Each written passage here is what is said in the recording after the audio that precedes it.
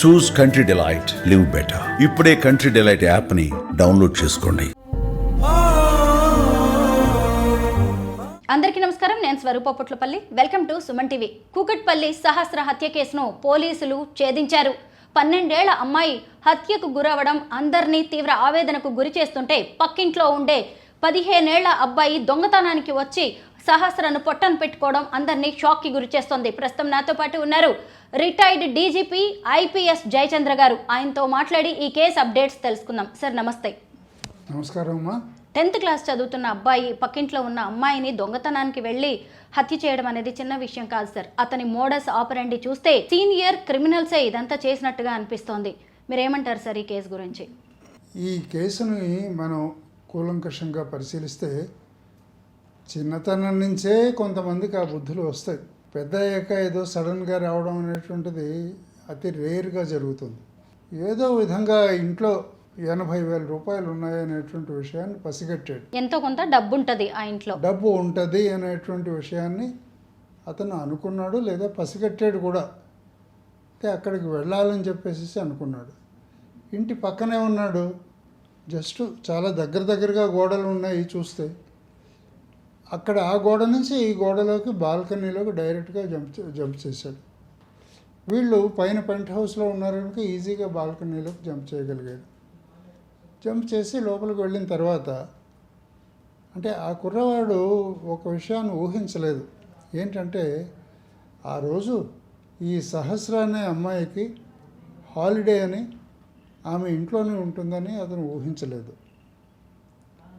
దీనికంతా కూడా అతను వెల్ ప్రిపేర్డ్గానే ఉన్నాడు.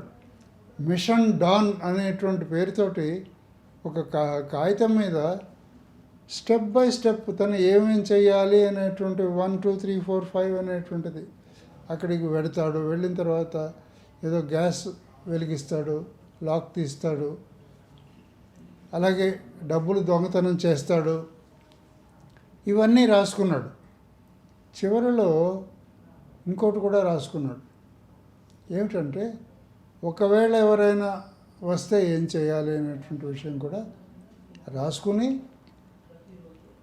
సిద్ధంగా జేబులో ఒక కత్తిని కూడా పెట్టుకుని వచ్చాడు. అంటే ఏంటంటే he is very well prepared and well planned. ముందు చక్కగా ప్లాన్ వేసుకున్నాడు. ప్లాన్ని స్టెప్ బై స్టెప్ ఇంప్లిమెంట్ చేశాడు. సార్, ఇంట్లో ఉన్న 80,000 రూపాయలను ఎత్తుకుని వెళ్తుండగా సహస్ర చూసింది. దాంతో ఆ అమ్మాయి గొంతు నులిమి చంపి ఆ తర్వాత గొంతు కోసి కత్తిపోట్లతో ఆ అమ్మాయిని హతమార్చడం అనేది జరిగింది సార్.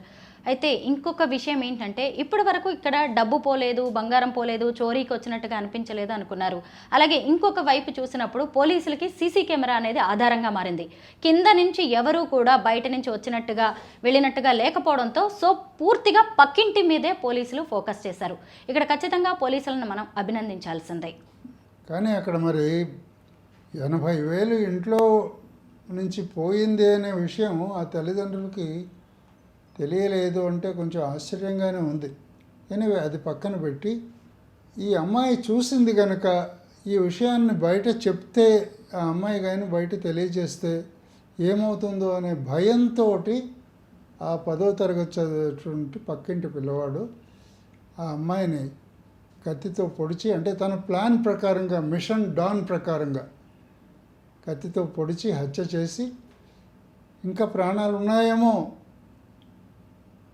అనేటటువంటి భయంతో గొంతు కోసి, అంటే 20 సార్లు పొడిచి గొంతు కోసాడంటే అతను కూడా భయపడే ఉంటాడు. పక్కింట్లో నుంచి 4th ఫ్లోర్ నుంచి ఈ పెంట్ హౌస్లో ఏం జరుగుతుంది, వీళ్ళు ఎవరెవరు ఏ టైంకి వెళ్తుంటారు, ఏ టైంకి వస్తుంటారు అనేది అన్నీ గమనించాడు ఆ అబ్బాయి. అంటే దొంగతనం చేసి గ్యాస్ బ్లాస్ట్ చేసి వెళ్ళిపోవాలనేది అతని ఉద్దేశం. ఇన్ని డబ్బులు తీసుకువెళ్ళి ఆ అబ్బాయి ఏం చేయాలనుకున్నాడంటారు? అసలు ఈ హత్యకి అతను ఖచ్చితంగా ఏవో వీడియోస్ లాంటివి చూసి ఉంటాడు. ఎలా జరిగి ఉంటుంది సార్? ప్రతి దానికి కూడా ఒక అవసరమైన ఉంటుంది, లేకపోతే ఒక ఆలోచన అయినా కానీ ఉంటుంది, ఒక వ్యసనమైన ఉంటుంది. అవి కొంతమంది పిల్లలకి చిన్నప్పటి నుంచే అలవాటు అవుతాయి.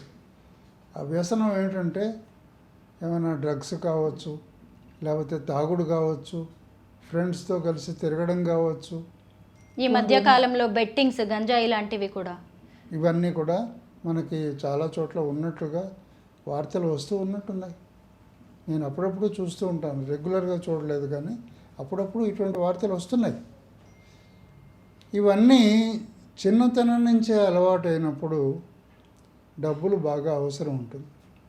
ఇంట్లో అడిగితే వాళ్ళ తల్లిదండ్రులను అడిగితే వాళ్ళు కొడతారు, ఎందుకురా నీకంత డబ్బు అని అడుగుతారు. అందుకని ఈ మార్గాన్ని ఎంచుకున్నాడు.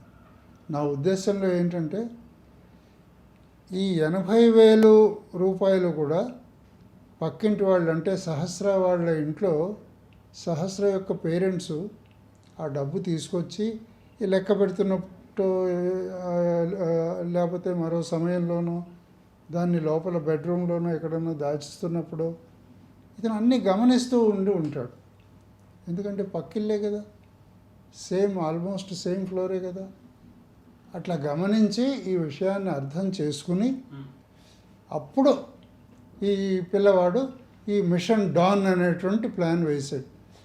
డాన్ అని అనగానే అక్కడ క్రిమినల్ అనేటువంటిదే వస్తుంది కదా పేరు.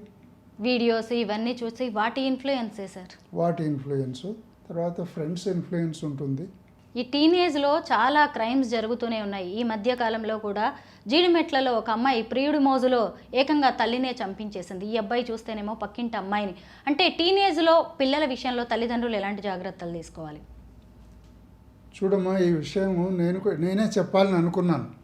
చాలామంది స్త్రీలు ఈ మధ్య చిన్నపిల్లల్ని పట్టించుకోవటం లేదు. ఒక పబ్లిక్ స్కూల్లో అడ్మిట్ చేస్తారు, 1,50,000 ఎంతో ఫీజు కడతారు. ఫీజు కట్టి అంతా టీచర్ల మీద వదిలేస్తారు. ఇంటికి వచ్చిన తర్వాత హోంవర్క్ చేయించరు, ఏమీ చేయించరు, వాళ్ళ చేసి చదివించరు. ఇంకా వీళ్ళు ఏం చేస్తారు, ఈ ఆడవాళ్ళు, నేను అబ్జర్వ్ చేసి చెప్తున్నాను, ఎవరిని బ్లేమ్ చేయడం కాదు, కిట్టి పార్టీలని, సినిమాలని, షికార్లని, షాపింగు, వాళ్ళ ఫ్రెండ్స్తో కలిసి వెళ్ళి ఎంజాయ్ చేస్తున్నారు. సో దీని మూలాన్ని ఆ పిల్లల్ని పట్టించుకునేటటువంటిది ఆ పరిస్థితులు ఇప్పుడు ఈ కాలం నాటి సమాజంలో మనకి కనిపించడం లేదు. తల్లిదండ్రుల్లో తండ్రి కంటే కూడా టీనేజ్లో తల్లి బాధ్యత ఎక్కువ ఉంటుంది.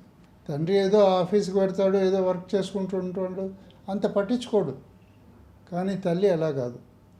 ప్రతి క్షణం, ఉదాహరణకి మా అమ్మని తీసుకోండి, చిన్నప్పుడు ఆడుకుంటే అప్పుడప్పుడు వచ్చి బయటకు వచ్చి చూస్తూ ఉండేది, ఒరే ఎక్కడున్నావు, ఏం చేస్తున్నావు అని, చదువుకో ఇంటికి వచ్చి అని అడిగేది. ఇప్పుడు అటువంటిదేమీ లేకుండా తల్లిదండ్రుల కంట్రోల్, ముఖ్యంగా తల్లి యొక్క కంట్రోల్ లేకుండా తల్లులు చాలామంది కిట్టి పార్టీల మోజుతోటి బయటకు వెళ్ళిపోతూ ఉన్నారు. సార్, ఈ 10th క్లాస్ అబ్బాయి లాంటి వాళ్ళ వల్ల చక్కగా బాధ్యతగా ఉండే సహస్ర లాంటి పిల్లలు కూడా బలైపోతున్నారు. వర్కింగ్ పేరెంట్స్, తల్లిదండ్రులు ఇద్దరు కూడా ఎంత బిజీగా ఉంటారు, అయినా పిల్లలు ఎంత బాధ్యతగా ఇంట్లో బుద్ధిగా ఉండే పిల్లల్ని కూడా ఇంటికి వచ్చి మరీ చంపేశారు. అంటే అసలు పిల్లల విషయంలో ఇంకా ఎంత జాగ్రత్తగా ఉండాలో అనిపిస్తోంది సార్. పిల్లలు మాత్రమే కాదు, ఇల్లు విషయంలో కూడా ఇంకా చాలా జాగ్రత్తగా ఉండాలి.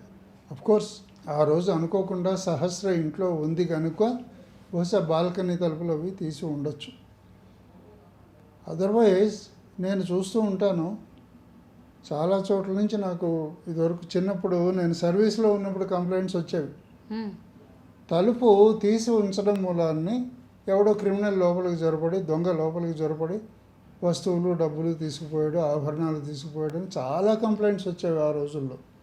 ఇప్పుడు కూడా అటువంటి పరిస్థితులు ఉన్నాయి. తలుపులు సరిగా చూసుకోవాలి, ఇల్లు సరిగా చూసుకోవాలి. ఇటువంటివి జరగకుండా తల్లిదండ్రులు అందరూ కూడా, ముఖ్యంగా పేరెంట్స్ చాలా శ్రద్ధ తీసుకోవాలి. వర్కింగ్ పేరెంట్స్ మరీ ఎక్కువ శ్రద్ధ తీసుకోవాలి. నిజమే సార్. మొత్తానికైతే అసలు ఈ ఘటన అందరినీ తీవ్ర బాధకు గురి చేస్తుంది. ఇంకెవరి విషయంలో కూడా ఇలా జరగకూడదని కోరుకుందాం. Thank you so much sir. Thank you అమ్మా.